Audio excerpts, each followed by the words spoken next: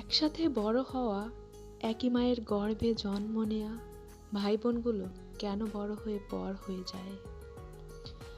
কেন তাদের মধ্যে এত দূরত্ব তৈরি হয়? কেন কারো স্বামী বা স্ত্রী এসে ভাই বোনের মধুর সম্পর্কগুলো, রক্তের বন্ধনগুলো ছিন্ন করে দেয়? এই কেনর উত্তর নেই, কারণ এর জন্য প্রত্যেক ভাই বোনই দায়ী। তারা কেন অন্যের কথায় নিজের রক্তের সম্পর্ক নষ্ট করে? কেনই বা সত্য মিথ্যা যাচাই করার মুরত নেই তাদের? কাউকে ধনী, কাউকে গরিব, সে তো বিধাতাই বানায়।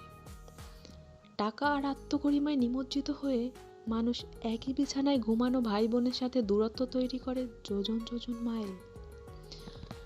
ছোটবেলায় যে ভাই বোনের সাথে ঝগড়া হলে 2 মিনিট পরেই আবার মিল হয়ে যেত, বড়বেলায় ভাই বোনের সাথে ঝগড়া হলে দেখা হয় জানা যায়।